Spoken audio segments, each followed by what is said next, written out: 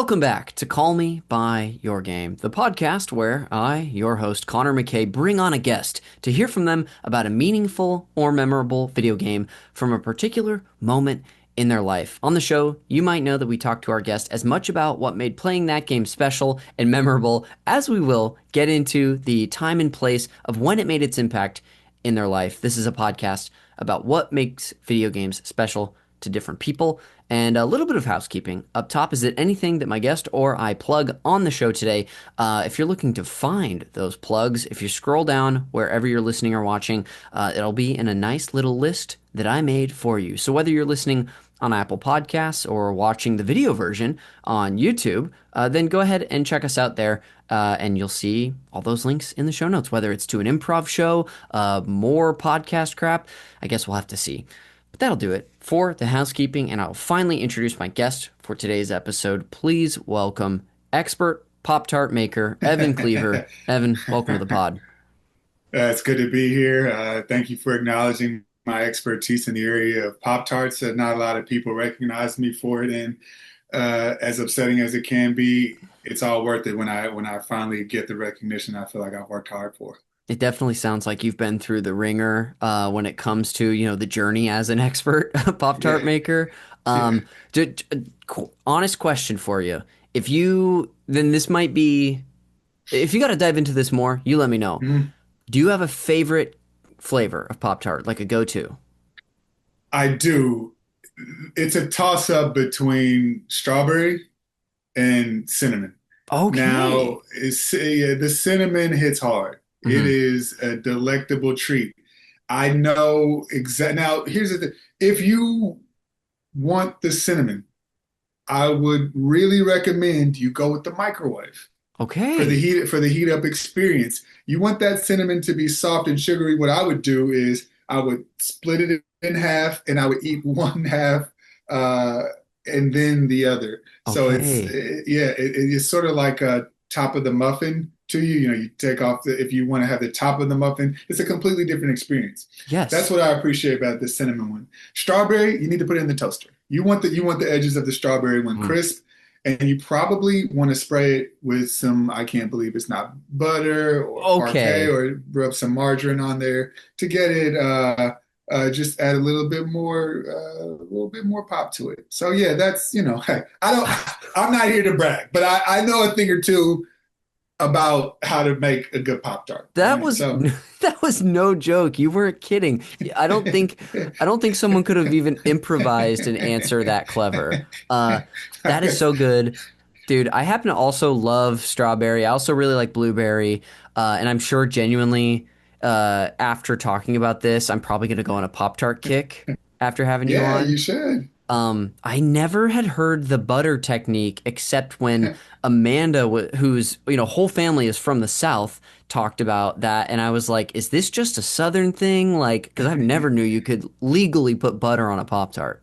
Yeah, it is definitely prohibited in at least 13 states. But in the Midwest, Missouri, where I'm from, we put butter on it as well. So I guess the Tarvers, they're classy people. Yes. They know how to prep a Pop Tart. Ah, that's great. Man, what just started as a little line in your Instagram biography has truly got me on a train just thinking about Pop Tarts. I'll let you know after the show if I do go on a Okay, kick. we'll Uh, talk. Yeah. this kind of you wouldn't be the first guest to sort of influence like a streak of mine. A few years ago, I had a Matt Visconage on the podcast. And Matt That's a happens homie. to like really love the Studio Ghibli movies. Have you seen any of those? No. It's like it's a specific. Are you familiar? It's like this Japanese animation company. At all does like Spirited Away. Does that ring a Okay. bell? Yeah, yeah, yeah. I saw So that. I like he came on to talk. This is a long road, and we'll finally talk about you in a second. But he Okay. came on to talk about a game that the animation studio helped do the art design for this game. And after that, I ended up watching like three movies from that studio in a weekend. So I'm Okay. very easily influenced. Is I think what I'm trying to tell you today. Okay, I would love to. Yeah, I love. a good anime, any type of film, I would consider myself, in addition to being an expert Pop-Tart maker, a cinephile. So I'll go down a rabbit hole with you. I get that. I I love it. totally respect that. Yeah. Well, truly, and what good is a podcast if not being like a street for people to go down and a rabbit hole to fall in and tumble into? Um, Right. Before we're going to talk a little bit more about you, but you are someone to familiarize the audience with how we know each other that I met through the Los Angeles improv community. I would say we definitely got more familiar with each other when you were first put on Herald Night, somehow Mhm. over 2.5 years ago at this point. Yeah. Yeah. But we were familiar with each other a little bit before because you were working at the theater. I think like That's right right. after it came back, right? From the moment UCB reopened from the Yes. pandemic, that was my first day, first week of working. So I worked there for quite some time, and I remember seeing you Yes. on was it Jet Set when It the was theater Jet first came Set. back? Yes. So I remember you seeing you on Jet Set up there strutting your stuff, making some very funny moves, stepping out, supporting. I remember one specific moment, and this is um, you got where everybody's back from the pandemic, so I was soaking up improv. I was Yes. gobbling it up, and I remember this line. I wish I could remember the context, Sure. but the line was, "Where do you get off?"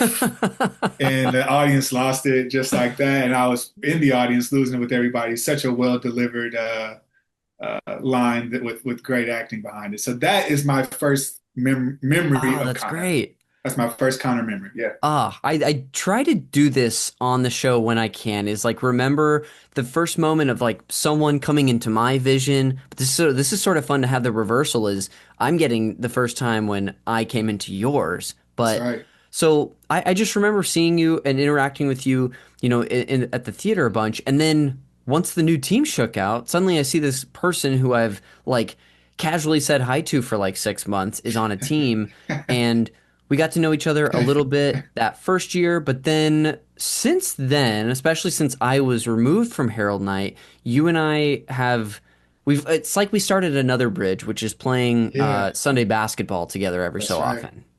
That's right. Sunday Hoops is now our deeper connection and friendship and our love of sports. I think the way you view baseball is the way I view basketball. So we Yeah. have a bridge there that keeps us going. It's so funny to hear you say, this guy I've been seeing for 6 months Yes. is now on one of the teams, and that was totally that was totally the reaction that I felt from the community. Like, oh, the guy with the garbage juice dripping down his pants leg is gonna go on stage now. Now, hear me out. Yes. Any of your listeners, or if you ever watched the TV show The Office, Mhm. there's a moment, an episode where Andy is going to take over the office. Yes. He's going to be the boss. This is in the later seasons, and so he does this whole song and dance where he puts on a custodian's outfit and he's mopping up, even though the floors are rugs, and he's Yes. mopping up, and he's like he knows that they're gonna tell everybody in the office that he bought it and he's the and so when they finally do he's oh, me, you want me Yes. to take over and take and so the obvious parallel here is that's how I felt like getting the urine off of the bathroom floors at the kid, Yes. and then it's like me? You want little old me to report to the stage? And like knowing like that's my BA in acting, my MFA in acting, and true to The Office, no one reacted in the way that I would have wanted, like the way Andy would have wanted. Everybody's like, yeah, go on stage. You Yes. know what I mean? Like, Yeah. so yeah, that's my That's so good. No yeah, roarous applause. No, hey, long time coming, pal. yeah. But I mean, well deserved though, because obviously you're a fantastic improviser. Obviously Thank you, coming from a heavy acting and theater background, but this is thank you. actually sort of acting as a great avenue for me to give you the spotlight a little bit. Outside of, what I just said about how we've come to know each other, what do you want to share with the listener about yourself and what do you feel like sharing today? To close that last loop, I would say I would later find out that most of the people who perform at UCB used to work at UCB, so it was Yeah. no like who We're me. It was looking like, at yeah, you, this Quinn is normal. boys. That's the homie, brilliant improviser, man. Just I could rave about Quinn all day. Um, but yeah, I am an actor and a filmmaker. My claim to fame is that I'm the first person to graduate from Dillard University, which is an HBCU in New Orleans, Yeah. on an athletic scholarship with a degree in theater. So I went Wow. there on a basketball scholarship. When I was walking the Avenue of the Oaks on graduation day, they told me, "You're the first person to attend this university on an athletic scholarship and get a degree in theater." Wow. And my concentration there was acting. So yeah, that's what I'm known for outside of Pop-Tarts. And Hurricane Katrina flipped everybody's life upside down. And I ended up getting my MFA in acting at Cal Arts, Okay. which is how I originally came to Los Angeles. I had that moment that nearly every actor has, which I couldn't get a manager or an agent because they all said I needed to have credits in order for Yeah. them to represent me, but I couldn't get credits if they wouldn't represent me. Real chicken or the egg situation we all deal with. Yeah, catch 22 here in Los Angeles. So I went back to New Orleans to teach acting at Dillard University, and I was doing regional theater. I moved to Atlanta. I built up those credits, and then I came back. And after the pandemic, I took because theaters in person. You got to breathe it, you got to live it. But during the pandemic, nobody was breathing or living anything. So somebody said you should take improv online, and I resisted before eventually folding. So I took 101 through 401 online at home in Missouri. And then when I finished uh, and UCB was reopening, I applied, I got hired. And when Herald auditions came around, I auditioned. And so my other claim to fame, I don't know if anybody else can say, the first in-person improv show they did was opening night for Herald. Yes. That Surreal. was yeah. That's yeah, A that was real surreal. feet to the Yeah. fire moment. Yeah. Everything was moving so fast, man. Everything was going so quickly. I felt like it was on hyperspeed that night. But so now, yeah, that's I find myself living and pursuing the dream simultaneously. Um, I'm working on a feature. I think we talked about this briefly. Yeah. That I want to film in November. Totally improvised feature film called the To Be Movie, spelled TOBE. Um, 100% improvised, and I'm really excited to put that together. Um, I've made two short films.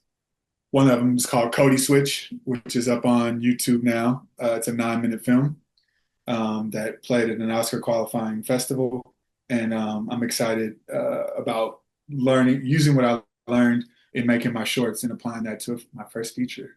It's time. Let's get That's it. incredible. Yeah, What a journey. yeah. So, I mean, you just promoted your, or told us the name of your previous short. Is there a Mhm. place that you want people to find you on the internet for when these other things do sort of come to fruition? Uh, at Evan Cleaver on Instagram, like leave it to Beaver Cleaver, Cool. Cleaver.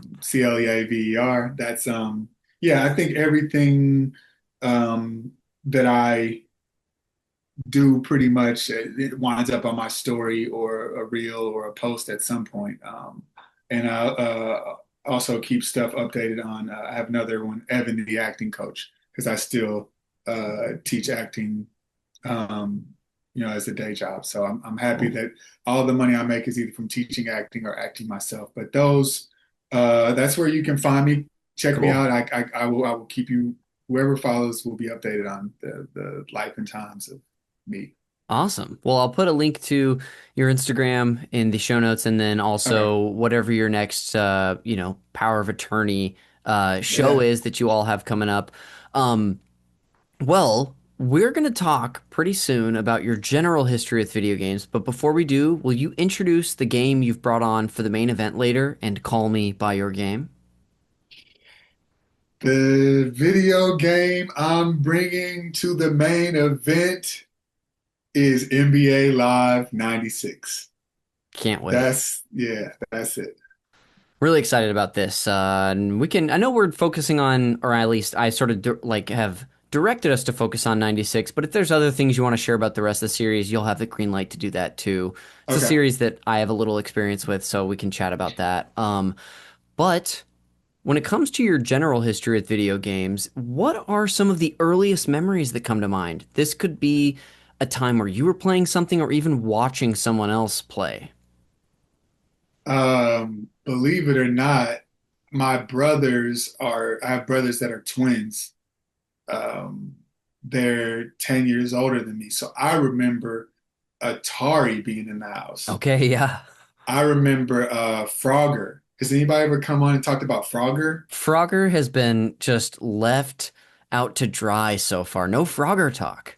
Okay, yeah, that's what happens when you have uh, a bit of a gap between you and your siblings. So that I remember Frogger and some of those early games on Atari before we got to this advanced state that we're in now, where the video games look like real people. Yeah. Um, so that I remember them playing that and me being a hanger on and thinking we were triplets and trying to hang out with them and do everything they did.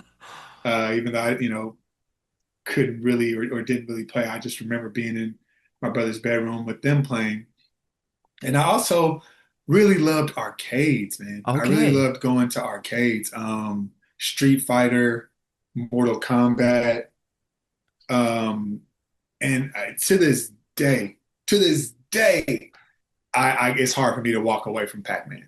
It's easy for me Yeah. to walk to it. It's hard for me to walk away from Pac-Man because Yes. arcades were, there used to be arcades inside. There's still a few hanging on inside malls. So Hmm. that's one of the few places your parents would drop you off and leave you. Yeah. And so you and your friends, you could go into an arcade and easily gobble up a couple hours. Yes. Um, I used to love to hop on and be Sub-Zero and try to freeze people in Mortal Kombat. I remember NBA Jam. I try to get the Yes. game to go, "You're on fire!" 'Cause I always loved basketball, so that was another one, which is a completely animated, unrealistic version of basketball and NBA Jam, where they Yes. can jump, 1,000 feet in the air and then dunk and all that. That was another arcade game I was hype on, but there's something about Pac-Man that always draws me in, and Yes. I'll play it now. Some of the arcade. There's an arcade bar that I enjoy, and I'll hop on when I'm in there. That's awesome.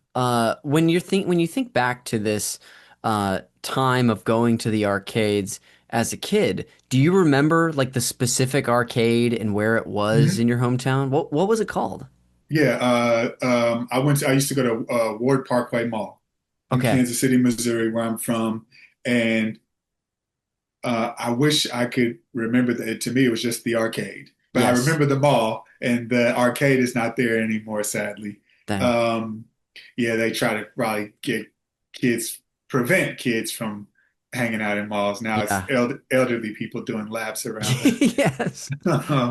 But yeah, so it is removed now. But I remember going as a huge arcade that I would go there at the time, and my friends and I we would play games. There used to be one uh, near Bannister Mall, Kansas City, Missouri, as well. Um, and then, you know, even as an adult, I think it's a great date. I think arcade games are a great date. Whether Yeah. it's Dave and Buster's or a mom and pop. They've got the big ones in Burbank that are, there's one in Burbank that's got a bowling alley and all that stuff. Yeah. Power of Attorney went there. I can't think of that. You know what I'm saying? A Player One. Player One. I know of a place called Round One as well. Oh, is It's it like, round one? is that in the same mall as like one of the smaller AMC theaters? Yes. Then Yes, yes, round Round one. One. Round Yeah. one. Yeah, Round they have one. a lot of different stuff there. That place is huge. So, as an adult, man, I hope I can still keep playing video games and arcade games. Keeps me young. In fact, there's something active and exciting about it, especially playing with other people, going from game to game. It's a fun day or a fun, group slash team Totally. activity. Yeah. Yeah, it's we've talked about, of course sports is going to be something that continues to come up on this episode as one of each of our uh primary or secondary loves in our life. But the last year the baseball team I used to play on, the Satchels, who you're familiar with, we as a team went to that same arcade and we had so much fun just like trading off on a machine or being like, okay, now we're gonna go, even if it wasn't video games, like like a pop a shot basketball thing, seeing who can have the highest score on that, who does the best in like the reflex games, who's Yeah. good at like an arcade thing, or just so much fun to be had like in person Yeah. with each other. Yeah. The Satchels, that's the best name of a baseball team in history. I love that name. And Yeah, great choice, Budgie Keys. yeah, the also um was curious if you played, because I was never heavy into, I don't remember too much of a baseball, and the Royals are, that's a great name too. Shout out to my Yeah. hometown team. But were you playing baseball video games when you were growing up? Yes, yeah. Oh boy, I used to even have like to give you an idea of how much I loved baseball games and honestly sports games in general, we used to have a like a sort of a series on this podcast where every summer I would cover four baseball games from my past. So I would call it the Call Me by Your Ball Game series. So Okay. basically at the end of every summer month we talk about like Major League Baseball featuring Ken Griffey Jr. or Backyard Baseball or MVP 2005, stuff like that. Okay. I do remember Major League with King Griffey. Yes, That yeah, does ring a bell. yeah. Was This that one, one where you had to try to time it and swing with a button press when the yes, pitch was coming? yeah, it was a button press. Yes, Yeah. Okay. yeah. I played the one on the Nintendo 64, and this will be a throwback because we did this episode, I think 5 years ago at this point, and uh, mutual friend Mikey Stevens guest Yeah. hosted for me to interview me about this game. And Okay. so I'm talking about this game I love on the N64 and all the funny things about it and Ken Griffey, and then he shares this story about how when he was a kid in the Seattle area, he was in a commercial with Ken Griffey Jr. Like, Wow. and so just a really crazy sort of like full circle thing for Mikey, I guess. But yeah, love Yeah. baseball games. Yeah. And that feat was replicated with LeBron and Bronny, because Yeah, the original was Ken Griffey and Ken Griffey Jr., yeah, which was, yeah, which was really, really cool to see that father-son duo play together. And so yeah, that, yeah, that guy was a legendary, yeah, yeah. Otherworldly at the height of his power. man. That guy, yeah, But yeah, but thanks for asking. It was yeah, yeah. baseball games, sports games in general. I'll talk a little bit more about some NBA Live later. I'm really Okay. excited to talk about it. But so you were a big into the arcades, going with your friends as well. Last question about that is, do you have like remember like a one time you went to the arcade where something either crazy happened or you had a ton of fun or someone got into mischief? Um, wow, something crazy or mischief at an arcade. I think, um, my most recent memory of an arcade, there's a place back home uh, called Cool Crest. I brought my niece and nephew there, Cool. and they were probably 10 and 8 at the time. Um, and I remember um, just going all out, doing everything I could to be a great uncle and get as many tickets as I could. Yes. So the skee ball and the basketball, while also letting them uh, play their games. Uh, and yeah, I remember that they really well because they were my niece and nephew started competing with each other, of course, Okay. on different games, and which is fine and healthy. But I would have to, play referee and get them to, come to a consensus on, that this is all in good fun, and we can move to the next, we can move on to the next game. But Yeah, suddenly yeah, you're that's caught in the my middle.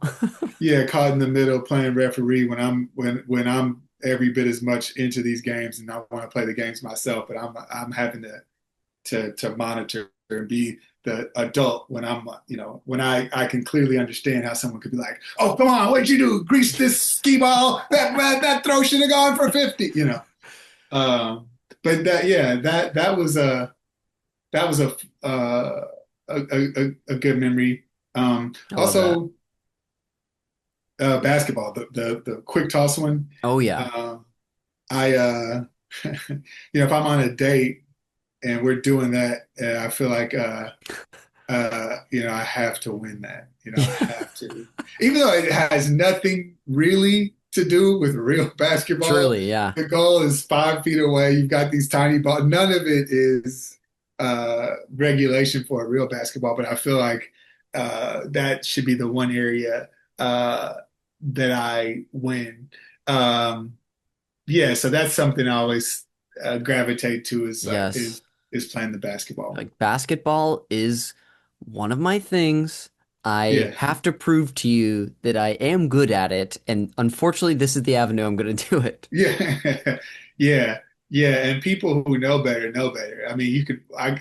The irony is, if I saw somebody doing that, I might, yeah, but you might suck at basketball. Like that doesn't mean anything. That's not how you play basketball. Yes. But I get really competitive around that specific game. Yeah, Yeah. like not letting them win this one. Do other people say, because I'm not a gun guy. It's not, Yeah. we don't have to get into that. But, but when I'm playing video games, Yeah. I love, give me a gun. I want to Yeah. shoot stuff. Like I love in the video games to shoot at stuff, first person shooter games. Um, so that's another area where I'll get in an arcade and go off. Yeah, that's funny. I'm similar too, where like I gun culture's never been a part of my life. It's not something I'm interested in. And also it's a can of worms. Yeah, of course we could totally get into. But I also do love plenty of first person shooters or I games love with it. guns as well. Not I will say I sort of gravitate towards more of the a more unrealistic stuff or like space shooter types or Yeah, science fiction stuff than like a for me personally like a Call of Duty. But I also know people can separate that too. But yeah, easily. speaking of which, like you're opening up another door for us. Are there some shooters that you enjoy? Some first person shooter games. Yeah, I'll tell you I don't know if you've ever done VR with shooting. very little VR. So I'm with you. I would love to be in a fictionalized situation. And I did VR for the first time. My friend had his birthday party at a VR uh, spot in Missouri, and Hmm. um, I loved that being like, having the god and like we're my friends and I out there hunting zombies. You Oh, know what I mean? cool. And just you're getting different weapons, and you can get a flamethrower, you can get AK-47 shotgun, or like so that is like I know one level up from the being in the arcade and all, but that was my favorite experience in terms of shooting stuff up. Yeah. I was messing those zombies up, man. Like Yes, those chopping them down. it's just so some VR can be so immersive to where whether something's hyper realistic, like that could be very realistic, or something that's more that looks, I guess, a little more rudimentary or polygonal. Like I've played this game called Super Hot, where you're just kind of it's a very popular VR game where it's kind of like it's the Matrixy in the sense that when you like are shooting something, time slows down. So you can do a Okay. lot of really so if you watch someone play it, you'll see them with the VR goggles on and they're sort of like moving around and dodging and swinging something and it's just an avenue I want to explore more, but haven't really. I love that. Love the Wachowskis. Love the Matrix. That would be a really fun one. I remember. I this is first person shooter to answer your question. Do you remember Duck Hunt? Has anybody ever talked about Duck Hunt? It hasn't been discussed, but I was very familiar. I had played that a lot growing up. So I did too. So I played Yes, Duck Hunt. That would be probably again. I'm bringing some I throwbacks love it. on Call Me by Your game, but yeah, Duck Hunt was a fun one that I remember. Not necessarily arcade because that was I want to say Super Nintendo. You could get the Yeah, they had Ducky Duck. for the original Nintendo, they had Duck Hunt with the little zapper gun, Yeah. and then for the Super Nintendo, they maybe had a Duck Hunt style game, but they had the Super Scope is what they called the gun on that console. I never had one of those. So I might I'm certain I played it on Nintendo. I might have played it on Super Yeah. Nintendo, but Duck Hunt was a great one. Yeah, that's awesome. I want to dive into a little bit of your more of your personal history with consoles and stuff, and any games you may that also hit you outside of NBA 96, or excuse me, NBA Live 96. You mentioned that a few Super Nintendo games growing up. Did you guys have a Super Nintendo after an Atari? Yeah. Cool. I think we went Atari, Nintendo, Super Nintendo. Okay, great. Yeah, And I'd love to. Oh, sorry, yeah. go ahead. Yeah, we may have stopped there. I was gonna say I'd love to hear about other highlights on the Super Nintendo that you haven't gotten to bring up yet. Uh I loved the classic of all classics, Super Mario. Yes. Um that was always a fun one to try to get through all the levels on. Hmm. Um I'm going backwards before I go forwards because I It's all good. remember Mike Tyson's Punch Out. Oh my gosh, yes. Someone miraculously has talked about that here. That was a huge game for me, but that was Nintendo, if Hmm. I'm not mistaken. Before, so then we got to Super Nintendo, and I was really heavily into um, basketball games. And I think, I want to say that is where I started really getting into Mortal Kombat. Okay, gotcha. So you've got it at home and you can also play it at the arcade as well. Yeah, Yeah. yeah, and it was a little bit different because at the arcade you'd have to figure out how to get um, your player to do you'd have to figure out how to get Sub-Zero to throw his ice and freeze somebody, Hmm. or Scorpion to get his rope and pull him in. Because I remember, it's funny I can do it with my hand, but I can't remember that like A B. Like I know how to. You'd have to go swipe like really quickly with your thumb. You'd have to Yes. move it across and point, and that's how you got Sub-Zero to Wow. throw his ice and freeze Muscle some memory ice and kind of. punch him. Yeah, I still remember that. That was I love that game. Now they make movies. Yeah, There's a that's right. Mortal Kombat Part 2 coming out um, for that series. So yeah, there's still some love for that game out there. I don't remember what else I had on Super Nintendo. Yeah, you mentioned a couple. You mentioned, yeah, like you said, Super Mario, Mortal Kombat. I should check our text thread. Let's see. You mentioned, yeah, of course, Pac-Man. Yeah, I think you've named all the ones that you Okay, brought up in text. yeah. Last few questions for you during this segment is that when was the Super Nintendo the last console that you had like personally? Society guilted me. Society It's like guilted me. video games are bad for your brain. You'll never amount to anything. Yeah, yeah, unfortunately. And this conversation is making me miss them, but I was really into women. I still love women, but there was a point in my life where I would say I was girl crazy. And all it would have taken and did take at the time was, a few women that I thought were attractive, overhearing them say, oh, he still does that. Guys still, Yes. it's like once you get to a certain age, and that shamed me into Oh, petering out on such a Super relatable Nintendo. story, I'm sure. Yeah, I think probably a lot of people let it go because they're trying to do more of what they think women are into.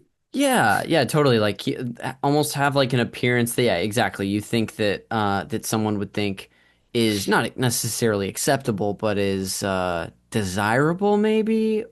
Right. Yeah, I mean, I feel like things have totally.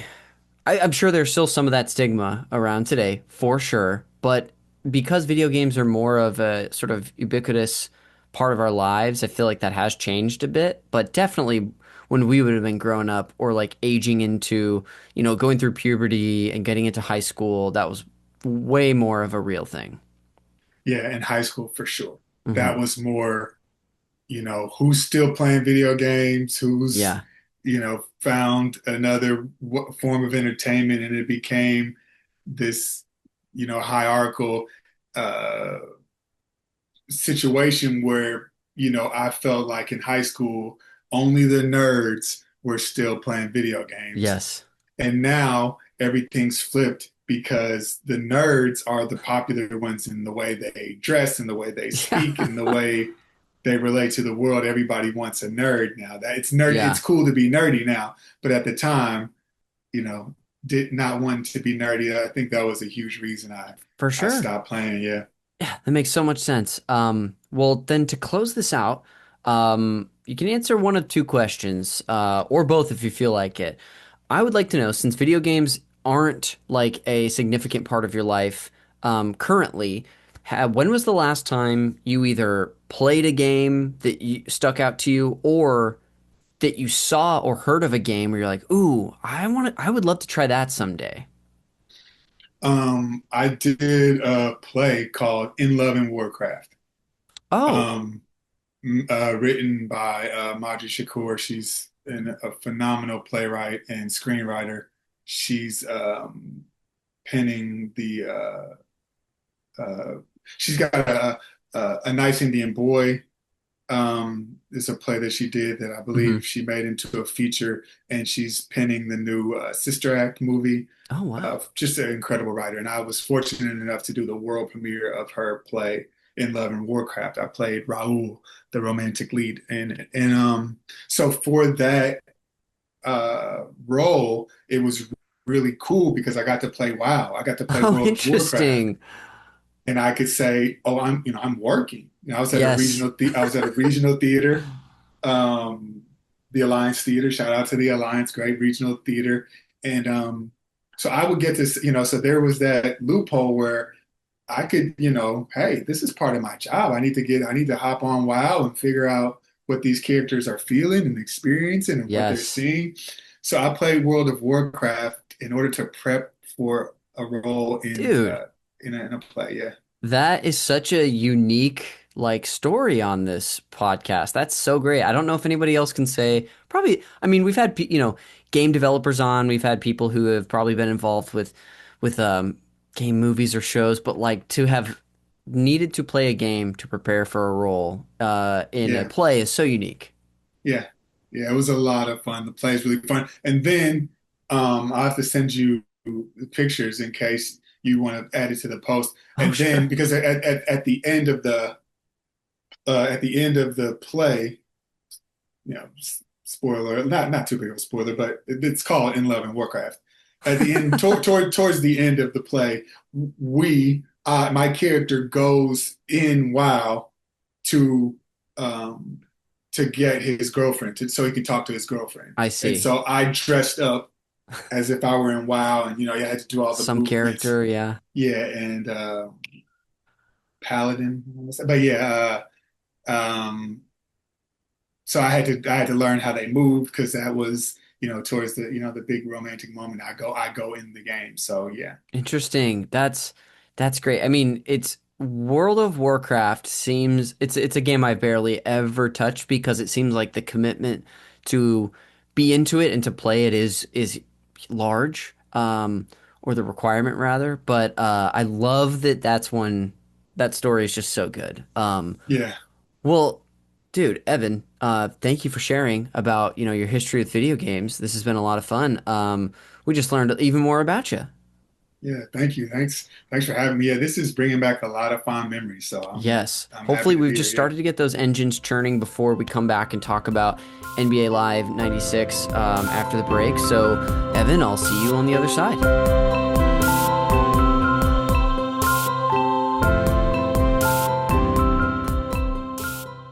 Greetings, I'm Commander Jeremy. And I'm Commander Connor. We're here to tell you about the Super NPC Games Club, a podcast series where we play through a video game and talk about it week to week, book club style. Every season, we cover a different game with a rotating cast of comedians and losers. We invite you to join us this season aboard the Normandy for our coverage of Mass Effect 1 dropping every Tuesday on the Super NPC Games Club podcast feed. Whether you're Turian, Solarian, or vegetarian, you can listen to a new episode of the Mass Effect Games Club every Tuesday. I'm leaning Renegade this time, because I'm a little stinker. Hello, Commanders. Whoa, it's Garrus! Hubba hubba. One of you is going to romance me, aren't you? Who's to say what'll happen on our 11-week coverage of one of the greatest RPGs of all time? Maybe we'll protect the galaxy from the Geth. Maybe we'll get our vehicle stuck on some rocks. Or maybe we'll romance the most handsome alien hunk on the freaking galaxy. Oh, brother. Who's to say? Tune in on the Super NPC Games Club feed wherever you get your podcasts. Welcome back to Call Me by Your Game. Connor McCabe here, returning for the second half of the podcast with my guest, Evan Cleaver. Evan, welcome back. Thanks for having me. You betcha. Before we get into your personal history with the main event today, NBA Live 96, I'm going to set the table and just share some basic history and context with the listener. So, again, if you want to jump in at any time with some information about this game, you can. Otherwise, I'll just monologue for a little bit. How's that sound? Perfect. Cool. All right, here I go. NBA Live 96 is the second installment of the NBA Live video game series and successor to EA Sports' first basketball franchise titled the NBA Playoffs. EA also released a couple of different attempts at a series between the playoffs and NBA Live. The first one titled Team USA Basketball, and then also Bulls versus Blazers, if anyone knows that game for the Super Nintendo. And then this finally culminated in its penultimate rebrand, which was called NBA Showdown. So it took a few tries to get to NBA Live. This game was developed by Hitman Productions and published by EA Sports and released originally on November 30th, 1995. It's also released for a bunch of different consoles. I know that you mostly had experience with the Super Nintendo one, correct? Correct. This also came out for the personal computer and the PlayStation. Those covers feature Shaquille O'Neal of the Orlando Magic on it, while the Super Nintendo, the Genesis, and the European PlayStation box cover just features like a sort of like the art I sent you, a like wide shot from the court, from like the corner of the court, somewhere in the stands of the tip-off of Game 1 of the 1995 NBA Finals between the Magic and the Rockets. Wow. The PlayStation and PC versions are the first games in the series to feature 3D rendered courts, allowing for multiple camera angles using EA's Virtual Stadium technology, which was also used for FIFA Soccer 96. On-court player graphics remained 2D sprites in those versions, so they try to like represent 3D by having the sprites kind of like, Mortal Kombat, they look like 3D characters, but they're Yeah. really 2D sprites. It's like depending on the angle or like the motion that the character's doing, it's just a different rendered image, basically, Right. and not an actual model that's moving. This is also the first NBA Live game to release for the PlayStation and the only one that ever came out for the Game Boy. And lastly, NBA Live was the most successful NBA video game franchise for a long time until it was dethroned by NBA 2K in the mid 2000s. The series would see its final release with NBA Live 19 in the year 2018 with Joel Embiid as the cover athlete. And one more title, NBA Live 20, was canceled before release. So this series doesn't exist anymore. For my fun fact, I've got a little more to share with you about, sort of the fall of this franchise. But for a while, it was the biggest one out there. And I know we're coming on to talk about 96, but I assume you played multiple versions. Right. It makes sense. It was that popular. My friends and I all had it and were obsessed with it. It's actually kind of admirable that it took so long to dethrone Yeah, definitely. It really held the title for a while. Especially with these like sports games are so interesting. One interesting about them rather is that unless a company has like the exclusive rights to make the a game for a professional league, like for a while in the mid 2000s, EA Sports held the exclusive rights to make football, well, NFL games with like the licenses of the players and the teams and all that. So they were the only one making it. But before then, you would have like two, three, four, sometimes five attempts at like, hey, here's our professional basketball game or baseball game, Right. and this was one of them. This is also this is a little bit of context about me before we get into your history, but I this is the series I've barely played 2K. I know 2K is the dominant franchise now. I don't really Jackson. play like modern sports games that are sort of very realistic, but NBA Live was definitely my favorite series. For a short-lived time, I played. Did you ever play any of the games on like the PlayStation or GameCube or PlayStation 2 or GameCube? I played PlayStation some, yeah. The once they started coming out for the those consoles and that of that era, like 2001 and later, was my heyday. So I played Okay. uh, the first one I had growing up was NBA Live 2004, which featured Vince Carter on the cover. Yeah. He may have even been in a Raptors jersey in that one. So that's the first one. That's probably the one I played the most. And Yeah. then um, I also played '05, which had Nuggets Carmelo on the Oh cover. yeah. And that Tough. one, dude, me and I know I've introduced you a few times to my friend Stephen Loomis, the tall redheaded Yeah. guy. He and I will play that game together and like we'll go back and forth, like do a short game and just see who can go on like a winning streak or whatever. But that game holds up great. Yeah. Yeah. I think once because it sounds like NBA Live switched to 3D and Hmm. eventually what gave way to 2K switched to 3D shortly thereafter, or, at least within that next decade, the graphics and the details of the players and how they moved Yeah. and their skills got a lot more realistic. Definitely, yeah. It was kind of a. You brought up a couple of really important things, which is the graphics were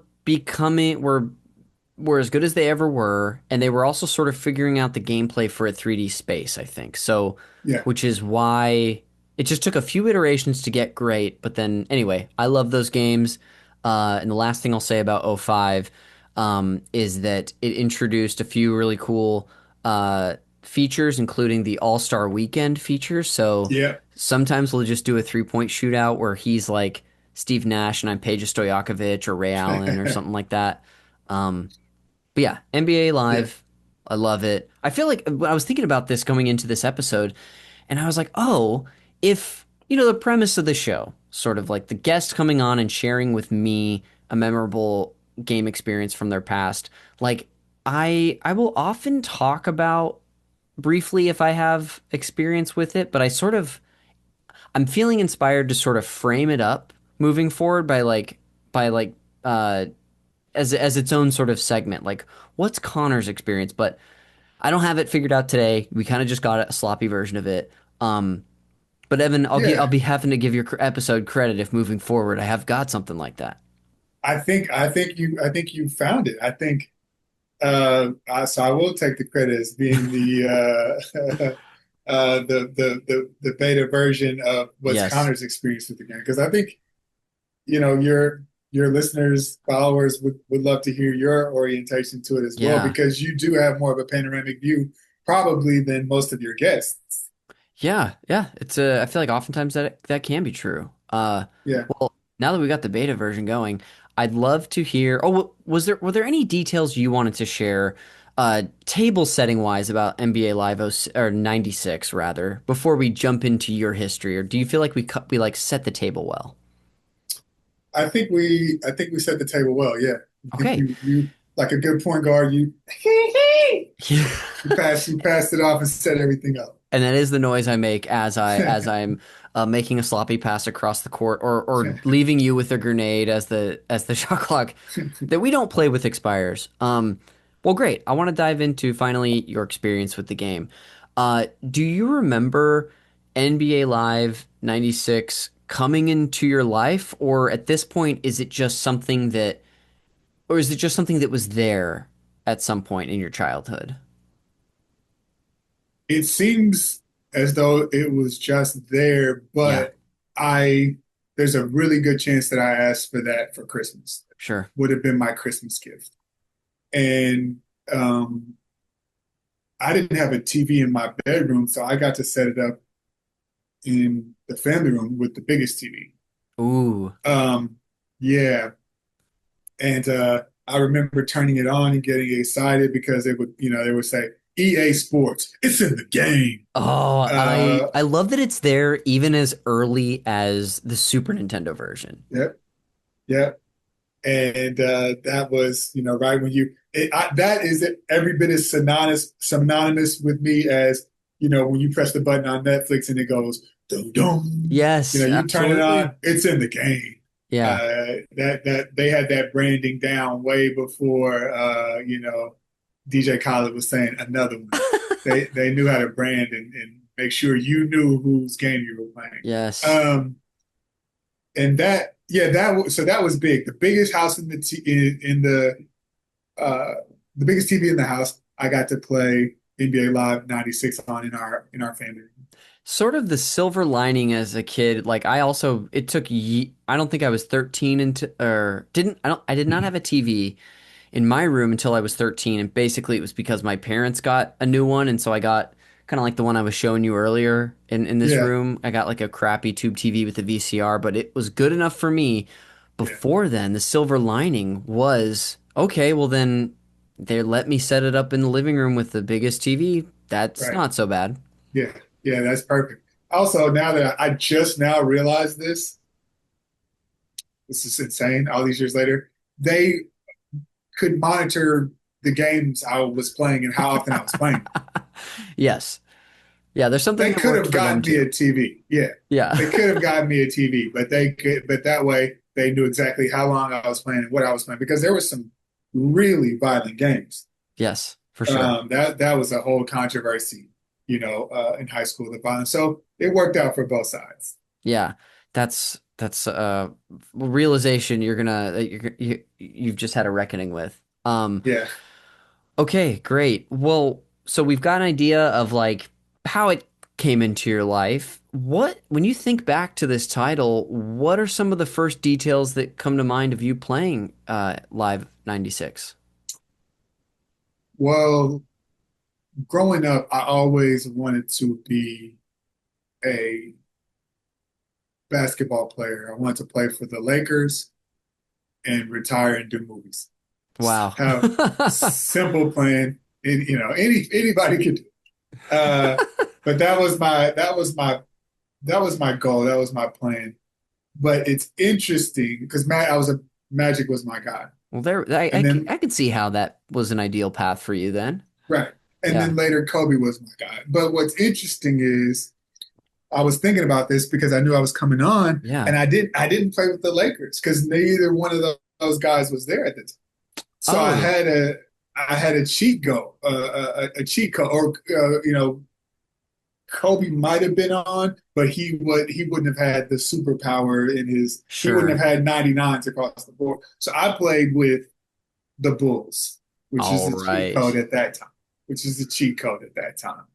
Um, because yeah, they were excellent. But I would have, you know, a complete season. I would take my team through, what in my mind was, the season that we Yeah. were playing. Yeah, yeah, That is incredible. Uh, I can relate to enjoying playing a full season as well, and like seeing like there was something about A, it was fun, but B, being like I can dedicate myself to take this all the way. I want to get to the playoffs, win the whole thing. Um, that's amazing. So you'd been playing with like, was Horace? I wonder if Horace Grant was on that team because it would have been like came out in '95. So I wonder if they had like Horace Grant. Of course, they had Pippen. They had Pip, they Jordan had Luke must have been Longley, back at that point. they had Luke Longley. Yeah, I looked it up. Jordan was back, but there was something, legally that was happening. So uh, he was just called Player 99, but I knew it was Jordan. They couldn't tell me it was not Jordan. Yes, Dennis Rodman. So they had a squad, and they were just ridiculous to beat. A lot of those players had, their skills were in the 90s, in terms of their player ratings. So that was huge for me. I remember my biggest memory of this game is me coaching. uh-huh. I I it's weird to think back on it because of course, was playing a video game, but in my imagination, I was the coach of this team. Okay, yes, I love it. Role playing. And I didn't even realize it now. Of course, now, studied theater, much more, heavily involved in theater and acting. But what I was really, and I mean, I would stand up and do the whole thing. Guys, we're not moving it. We're not moving it. We got to, and it's like knowing like I'm controlling them, but I, of course, played high school Yes, basketball, and so I was performing the role of the coach. So as much as NBA Live 96 was a video game for me, it was a theatrical experience for because sure. I got to step out and play. I got to be Michael Jordan's coach and Yeah. Scottie Pippen's coach, and I got to like call timeouts. And I remember it's so fun, but I remember like I would, so a timeout would be like the equivalent of me pausing it. And I Yes. remember talking to them. You know what I Yeah. mean? Like defensively, we're just not there, guys. It's not, I don't know if it's the effort or if it's the strategy, but we need to combine the effort with the strategy and get some stops. This team should be scoring on us. Like I would Yes. go all the way there. And I think looking back on it, that was really my soul and spirit telling me where I belonged. Sure, that's so interesting. And meanwhile, the game's paused and it's just all the pixels are on the screen, just waiting Oh for you to yeah, press resume. I yeah, love that and though. yeah, Gosh, yeah, what an interesting and maybe I don't know when you would have realized this, whether this is something you recently had the realization of because of coming on the show or something years later that you thought of, but to look back and see, yeah, your I don't know, an inkling of another aspect, the performance of it that was meaningful to you is it's awesome to hear. yeah. I think it was a few years Yeah. after I put the console down.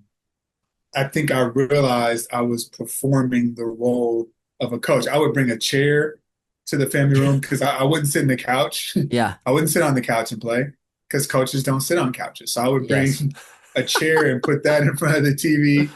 And I remember I had put like a strong side stack Yeah. was a play that I had. Now again, they can't hear me. I'm not, what I mean? Like, but I just got caught up in it that I had, Yes. 100 strong side stack and try, like I had these plays where I would want them to do stuff and try to get them to control them and get them to run my plays. Yeah. What you're describing too, like I would do a similar thing when me and my best friend would go outside and play like wiffle ball or something. We would make up entire like leagues and lineups and like go through like and when we would hang out with each other like for like a whole day or a weekend, we would catch each other up on like the narrative of like how's the Yeah, team doing? Who's doing yeah, well? This person's riding the bench because, Brandon just he can't buy a hit right now yeah, and nothing's working. So it's similar, but you're talking about doing that while playing the game. It also is yeah, kind of reminiscent of what I imagine people enjoy about Dungeons and Dragons in a yeah, way. is that there's like a gameplay, a strategy element, but there's also the performance and the drama of it. Yeah. Yeah, I invented that. I should get into D&D. I should I honestly call sounds up like it. for, I've never really played it, but it sounds like something you might be perfect for.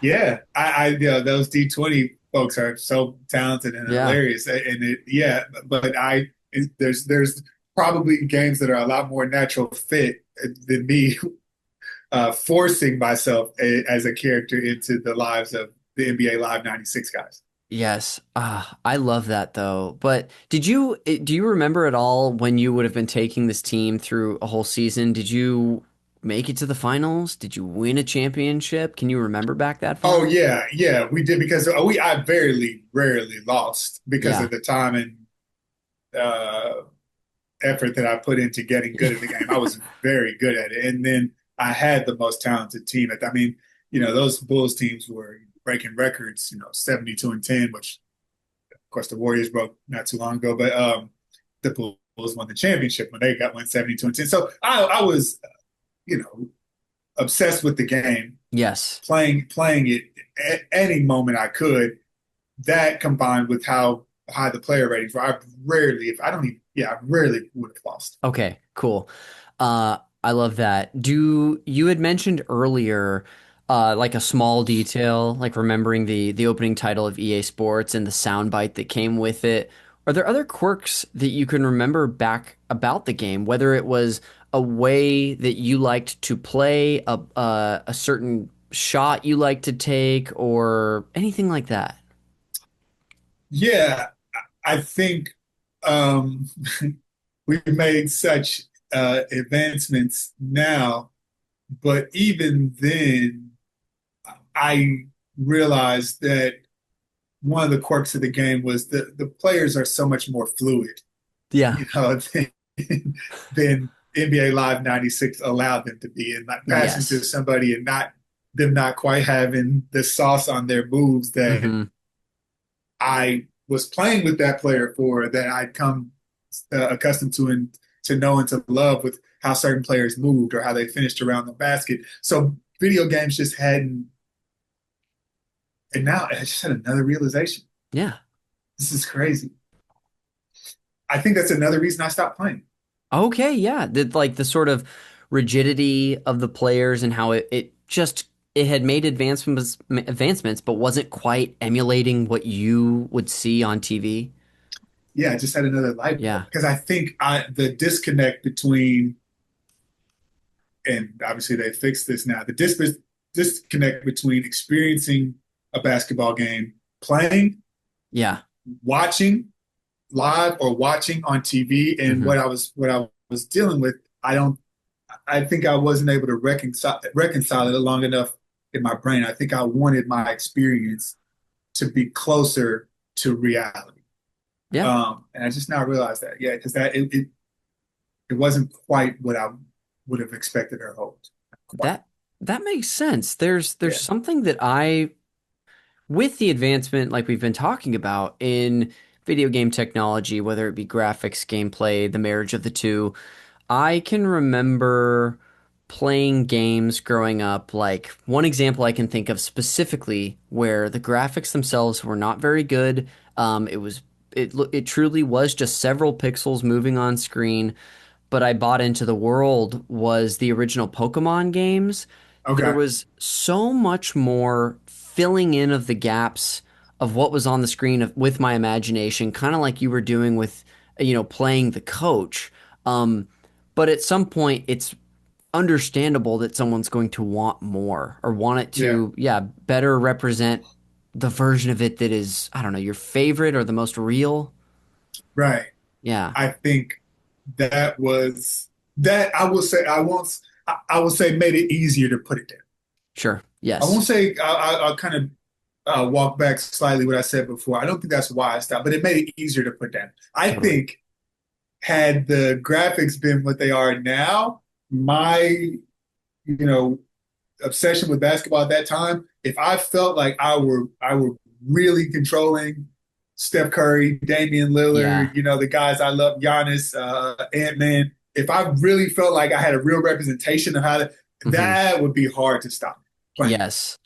Dude, that makes so much sense. I've Yeah. got to at some point gotta throw you on the sticks and let you play. Even Live '05 can kind of gets close. You can still see Yeah. like how that was wanting for more improvement, but anyway, I'd love going down that road. Yeah. What I want to do next is sort of do some scene painting on the living room where you would have been playing. Can you Mhm. literally just like scene paint that room and describe what it was like, where it was in your house and all that? Thankfully, my parents still live in that house, so it's really Okay. easy. Um, uh, you walk in the family room, there's a couch on your right. Okay. Um, there's another couch against the back wall of the room. And then if you're walking in the room against the furthest wall away are all the family photo albums, Mm, pictures, as well as my parents' awards. On the wall where the TV is mounted, or at the time on a stand, there's plants around the TV. My mom loves her flowers and her plants, so she takes care of them. One of the places in the house she has them is the family room. In the middle of the family room, there is a nice coffee table cool. that's this oblong shape with magazines underneath it, and there's some African art um, on the walls as well as African memorabilia like masks and walking sticks that are sprinkled throughout the room. There's also a stand in between the longest couch, and there's a single recliner over by the family albums, and in between that, there's lamps. There's a lamp there, and there's a lamp on the other side of the couch. And then, of course, uh, the room, there's four uh, uh, Like, windows in the roof. oh, really? So like natural light's coming in. Natural lights coming in. Okay. It's really quite beautiful because yeah, there's four uh, window panels there, and then of course we've got the TV. So that's where the magic happens. Awesome. I'm also you already gave the great detail of that like chair you would bring out. I even if it wasn't a fold out chair like a coach would have had back in the day, I like to imagine it being a fold out chair you're just setting It down. was, it was, Incredible. it was 100% a fold out chair. Yeah, that I That's would just awesome. bring it there and then set back, its proper place in the basement. But I would bring it up and set it out because I couldn't sit on the couch and play. That was, Yeah. You were locked in though. That of course you yeah, couldn't. It wasn't time to relax. It was time to yeah, coach. yeah, yeah. So, great. Thank you for scene painting that for me. I love kind of being in that place, the place where people experience these things. What do you remember from this time in your life when you would have been playing this game? It could be broad memories, specific, but yeah, I'll ask you that first. I was burning the candle on both ends because I was obsessed with basketball in real life, with Yeah, playing basketball myself.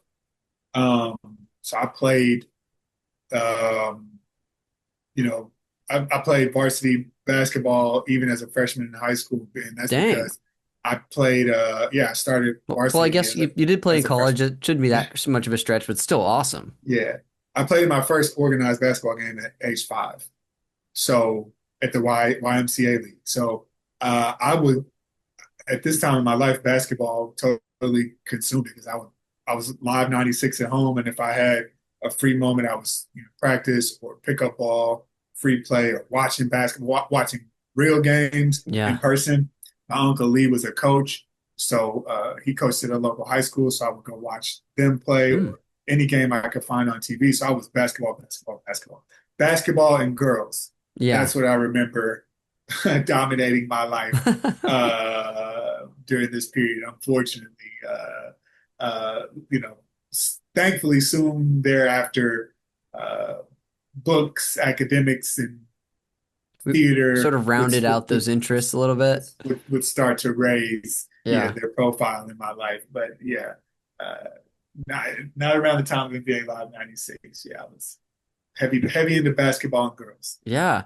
Was this a game that you would mostly play by yourself? Did someone ever, I mean, obviously we heard about all coach and all of that, but did you ever have someone who'd hop in and play with you, like a friend or a family member? I didn't really like people playing with me because Okay.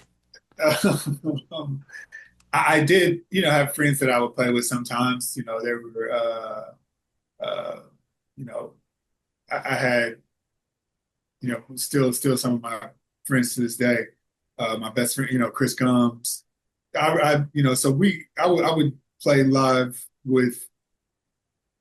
uh, with some of my friends on rare occasions, but for the most part, I played by myself, and Yes. that was intentional because of the way, which I described, the way that I like to play the game, the way Yeah. I like to experience.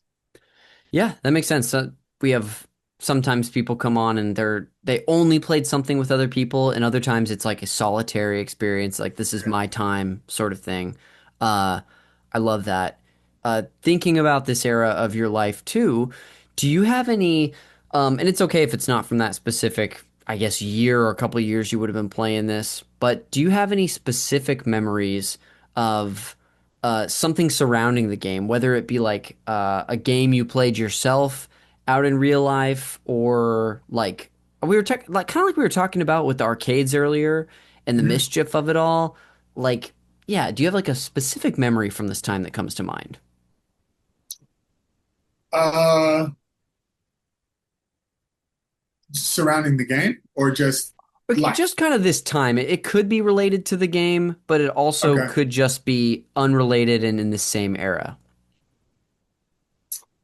Uh, I remember probably where I got it from, this desire to coach. I remember if my grandmother would be at my basketball games, uh, she would sit behind the bench and she would, I would hear her coaching me, Oh, come really? on, Cleaver, come on, you know, she would, it's really funny. She would get upset with me if I got too far along in a basketball game and I didn't have enough fouls. And Oh, we know in interesting. basketball fouls are not good. And she knew Yeah. that too. She knew the game, but her metric was if I didn't commit any fouls, it meant I wasn't playing hard enough. I wasn't up on people enough, pressuring them. And so, you need more, you don't even have a foul. So that is a really fond memory I have of my grandmother who, Yeah. would be feisty. That's somewhat related to this area of what we're talking about. Just her being behind the bench whenever I played basketball and coaching me on whatever. You need to be a leader. Whatever she thought I needed to be doing at that moment in the game, she had no problem voicing her opinion about what I That needed to be doing. that is such a good detail and something that really just rounds out this whole experience.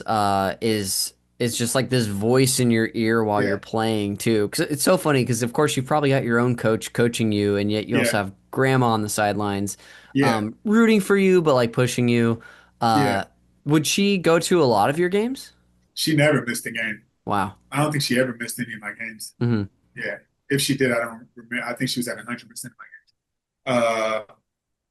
My parents and my grandmother, Betty Lou Donaldson, were at 100% of the games. What's funny is my coach, Coach Ed Fritz, is an elite level coach. Yeah. He coached the McDonald's All American game. Wow. He's that good of a high school Yeah. coach, and so I don't think she was trying to coach. I think, as you said, encourage or support or push, motivate were better words. I say coaching, but Yeah. I think more accurately those other words would describe what she was actually doing. Which it's just funny because I had one of the best coaches and motivators out there in Coach Ed Fritz, but that didn't stop her from doing what she could to help. That's incredible. Yeah, I'm Yeah. sure she cared so much. And I mean, obviously, based on, her not missing games and all that. Is this the same grandmother that you referenced who went to the University of Kansas. So was that a different Correct. grandmother? Yes. Correct. Okay. My mom's mom, Betty Lou Donaldson, went to KU, and she was a theater major and wanted to be an actor.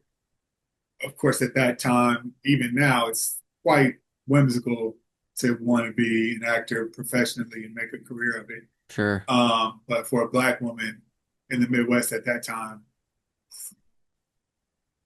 virtually impossible. Ended up being a social worker. Wow. So, which is perfect for her to help youth. She worked at a juvenile detention center. So that is, that ties into all of this because that's how we know each other. I see myself in part. Of course, it's my dream, something I love, I'm passionate about. But carrying on a dream with my grandmother in a time, literally a time where she couldn't because of Yes.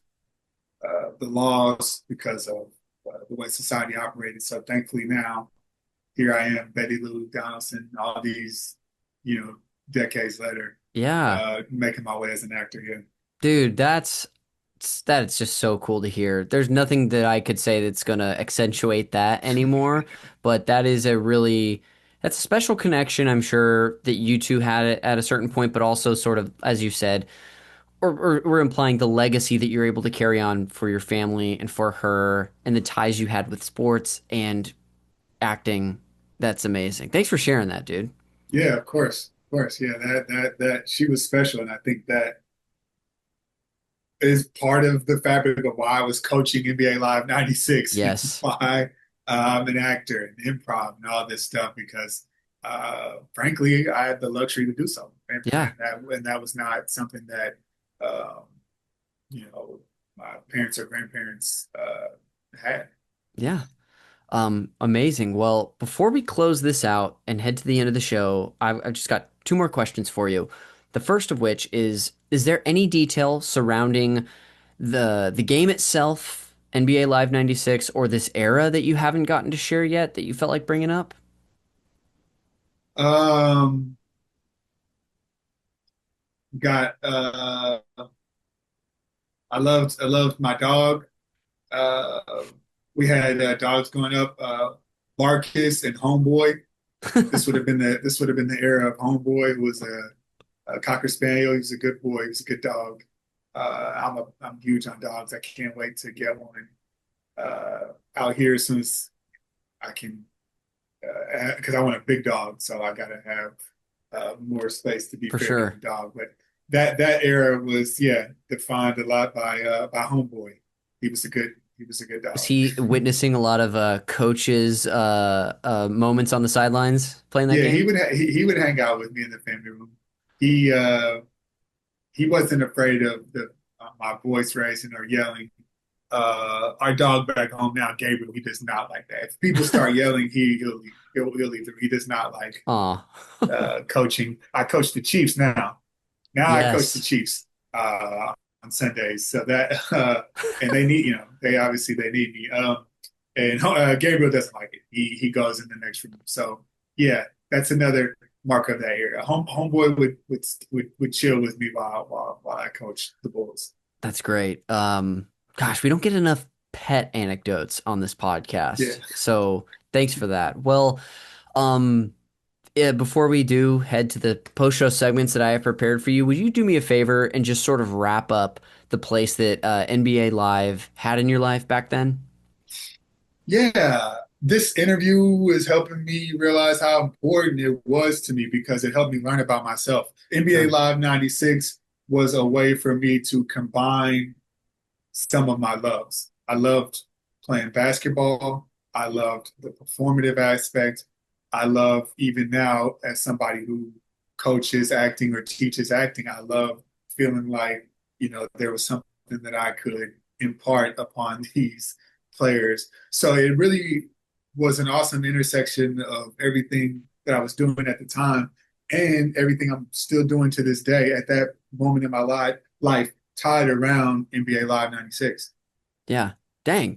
Well, I'm really glad that I steered you towards this and not like Mario Yeah, me World too. or whatever, as much as that Yeah. would have probably been great too.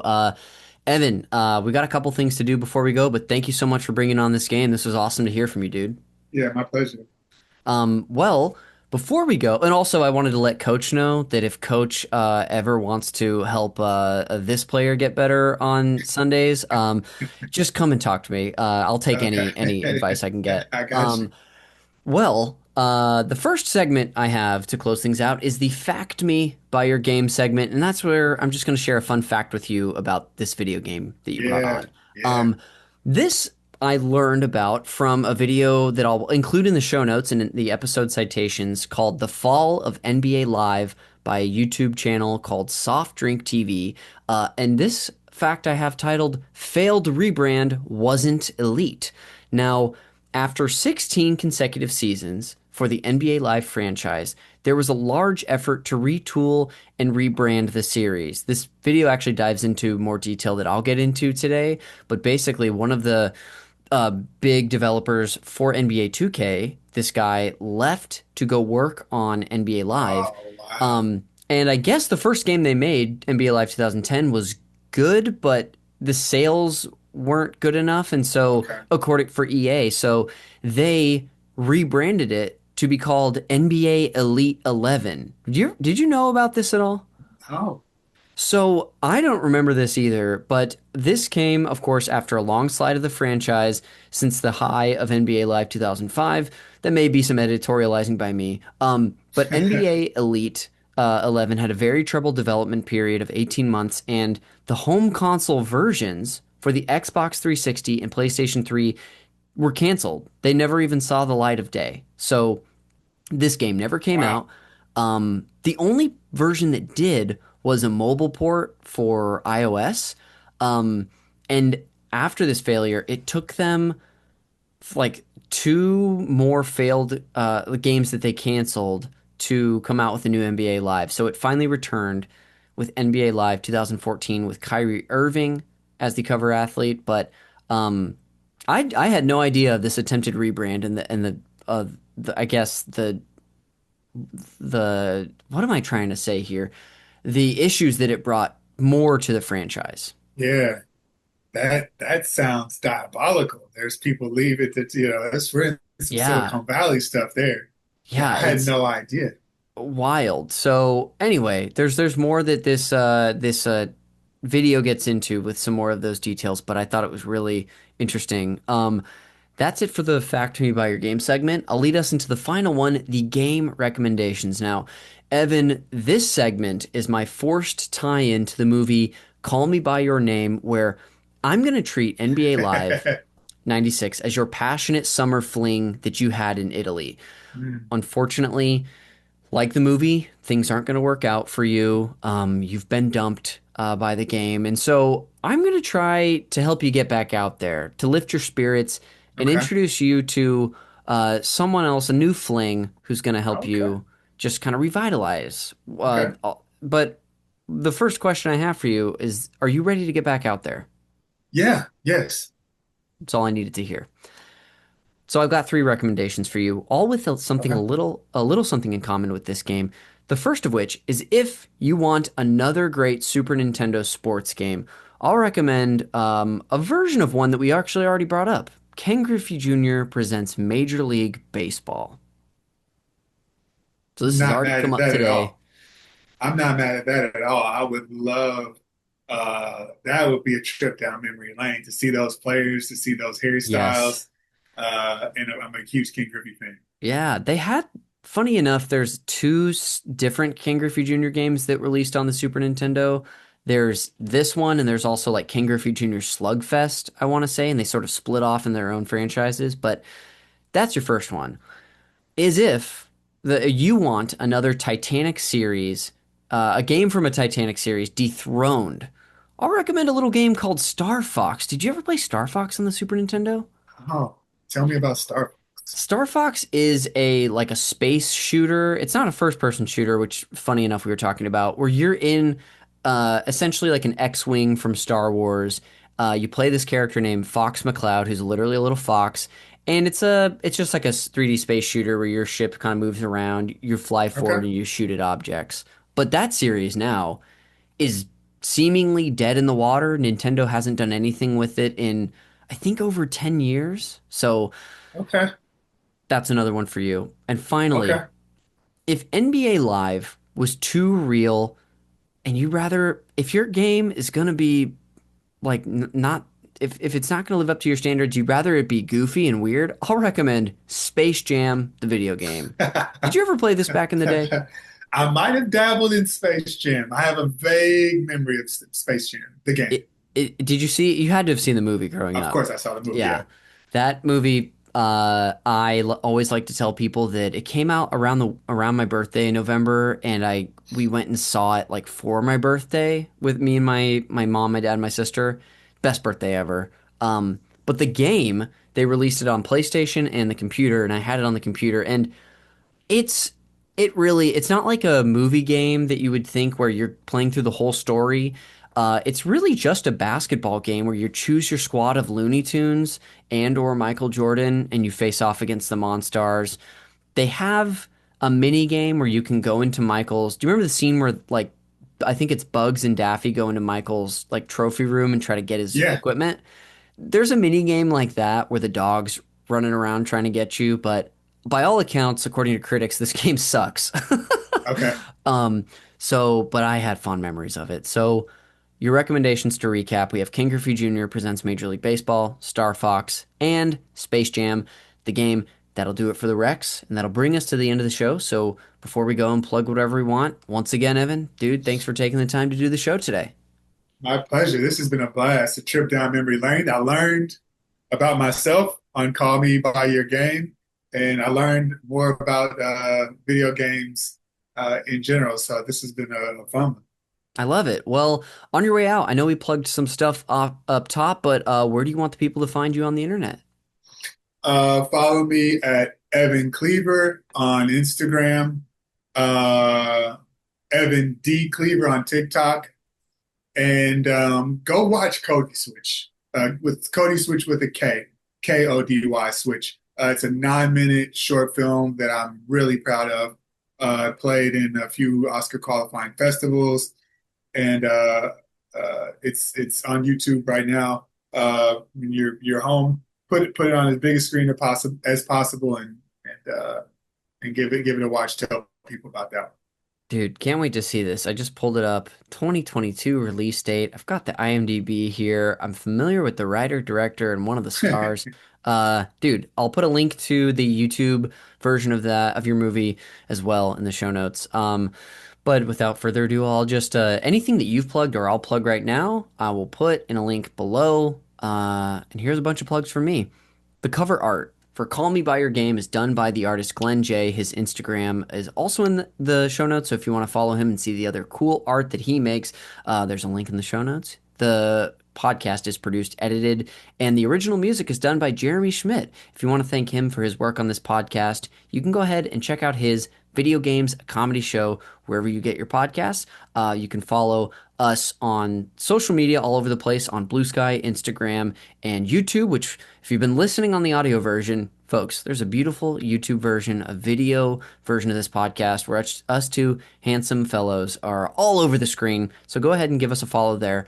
You can follow me as well on Blue Sky and Instagram if you'd like to. And then lastly, the podcast network, Super NPC Radio. We're all over social media, but if you want to support the show, there's a couple ways you can do that. You can share this podcast with a friend, whether they like this game we talked about today or video games in general. And then also, we've got a Patreon over at patreon.com/Super NPC Radio, which if you're looking for more bonus video game podcasts from myself and the people who also do stuff on this network, check us out there. There's different tiers. Find something that works for you. But that'll do it for another episode of Call Me By Your Game. We will see you on the next one.